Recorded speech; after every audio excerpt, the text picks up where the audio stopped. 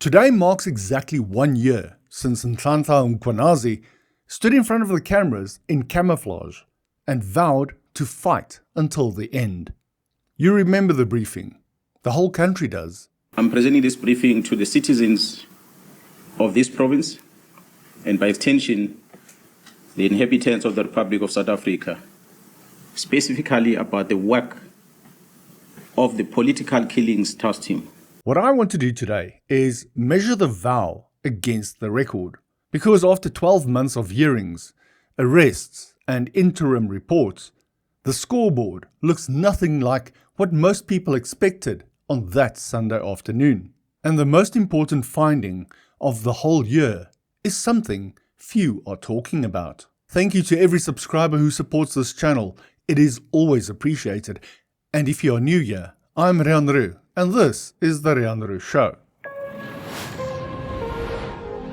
Let me take you back to that Sunday afternoon because the details are what this whole year turns on. Flanked by masked officers carrying rifles, Mkhwanazi said the police minister at the time, Senzo Mchunu, had disbanded the political killings task team to protect a Gauteng-based drug cartel. He said this cartel had reached into politicians, police officers, prosecutors, and even judicial officers. The war that we are facing is so serious that it deals with high-level senior officers within the criminal justice system. Therefore, it is important for us to go into a combat mode. It is important for me to make sure that I take on the enemy directly. And he said, and I quote, "I will fight this fight until the end." So it is my duty and the fellow police officers to protect them. So I'm not going to surrender their freedom. I'm not going to surrender their safety to anyone. So I will die for this badge. I will die for them. So I will fight this fight until the end. Wherever the end is, we will fight. We're not going to stop. Now, here is the thing that is worth being honest about. He presented very little hard evidence that day, but the country believed him anyway. And that tells you something about where public trust in the police already stood before a single word was spoken. For most South Africans, crime is a daily reality, and years of corruption scandals had already dragged trust in politicians to historic lows. The briefing did not shock people because it was new. It shocked people because a general finally said it in public. The reaction was fast, at least by this government's standards. A week later, on 13 July, President Ramaphosa placed Mchunu on special leave and appointed Feroz Khan to act in his place. In order for the Commission to execute its functions effectively, I have decided to put the Minister of Police, Mr. Senzo Mchunu, on leave of absence with immediate effect. The Minister has undertaken to give his full cooperation to the Commission to enable it to work properly. I have decided to appoint Professor Feroz Khan as Acting Minister of Police.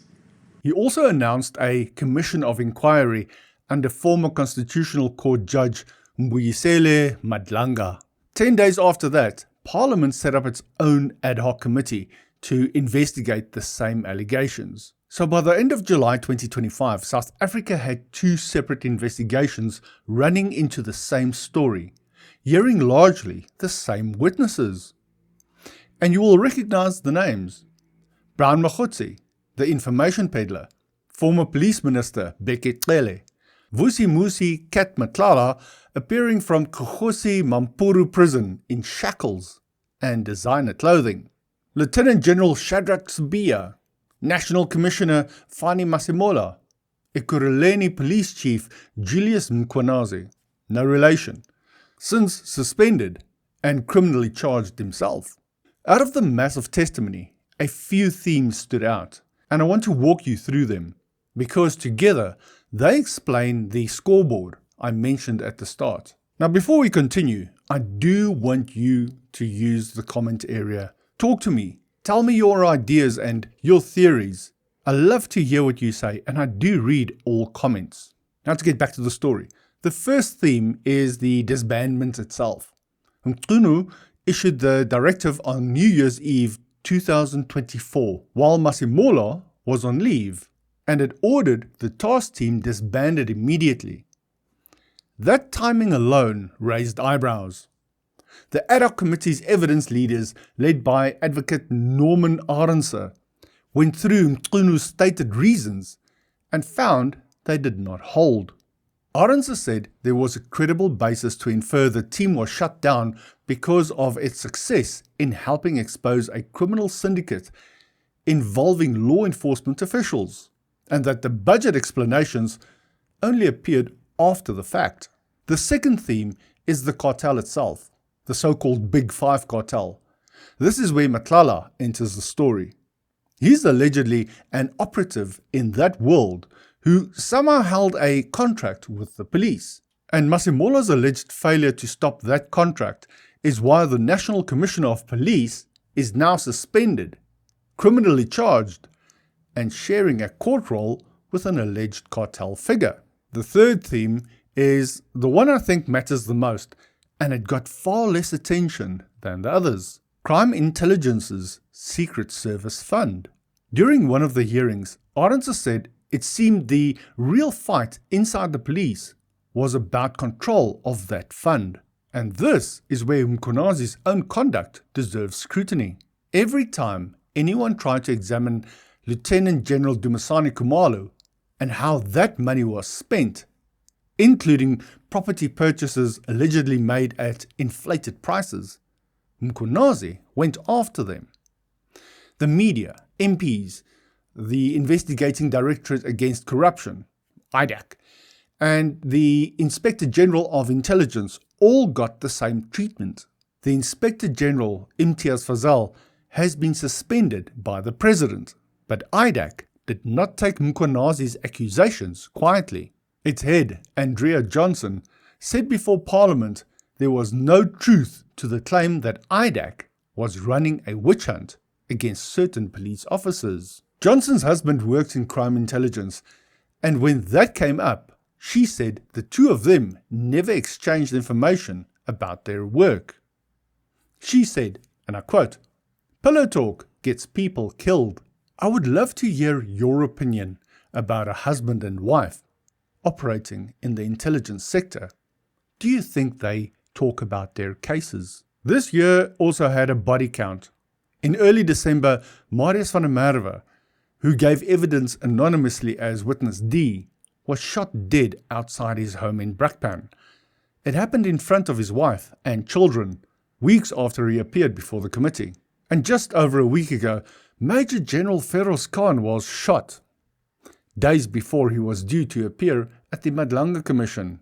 I covered that shooting in detail in previous videos on this channel.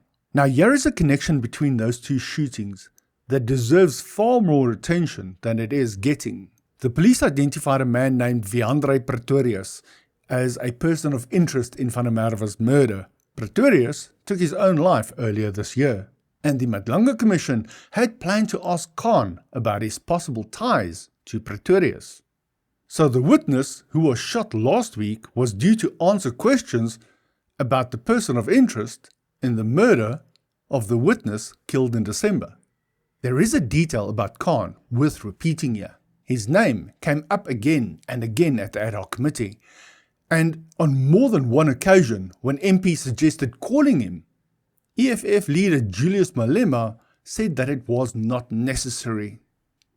Malema himself reportedly has links to figures in the cartel world. Khan never appeared before the committee. So now, with all of that on the table, here is the question that actually decides how you should read this entire year. The testimony before both investigations settles into two competing stories. The first story says there is a group of good cops bravely standing up to the Big Five cartel and everyone doing its bidding inside the criminal justice system. In this story, Mkhwanazi is the hero, and anyone who questions him is working for drug dealers. The second story says there is a group of compromised cops pointing loudly at the cartel to pull attention away from their own corruption, with the Crime Intelligence Fund sitting at the center of it. And here is the part few are talking about. Both stories can be true at the same time. The cartel can be real, while the faction exposing it is compromised, and dirty accusers do not wash the accused clean either. The moment you understand that, you stop needing to pick a side, and you start asking the only question that matters, which is what the institutions actually did with a full year and 2 investigations. So here is the scoreboard 1 year on. Around 13 people have been arrested. Convictions? None that settle any of this. The Nhlanhla Commission has produced 2 interim reports. You are not allowed to read either of them. They went to the president's desk and stayed there. Mkhwanazi is still, in name, a minister. He has spent 12 months on special leave while someone else does his job. Masemola is suspended, charged, and appears in court alongside Kat Matlala. Lieutenant General Puleng Dimpane now acts in his place.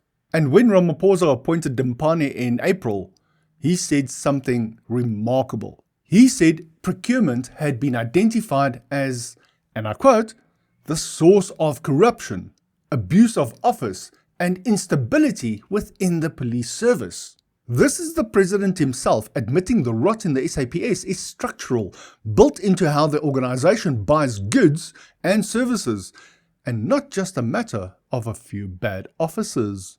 And Mkhwanazi himself, reappointed as provincial commissioner, and in April put in charge of a national task team targeting organized crime. Of everyone in this saga, the man who made the allegations is the only one who came out of the year stronger. Which brings me to what this year has done to the way that you see the police. For many South Africans, Mkhwanazi became proof that there are still officers willing to take on the rot from inside, and his popularity reflects that. For others, this year confirmed something worse than one corrupt minister. It showed a police service split into factions contesting money and power, where cases get opened as weapons and every accusation is answered with a counter-accusation. ANC MP Kusela Diko put it plainly when Masemola appeared before the committee in March. She said there had been evidence and counter-allegations, and that she honestly did not know what to make of most of it. That is a member of the committee tasked with getting to the truth, admitting after months of hearings that the truth is still not visible. And then, late last month, Mkhwanazi gave you a preview of Year 2, with IDAC once again moving on Khumalo, and Mkhwanazi believing an arrest was imminent. He told broadcasters, and I quote, "There will be blood on the streets." And he also said, and I quote, "We are at war." A year ago, the same man promised to fight until the end.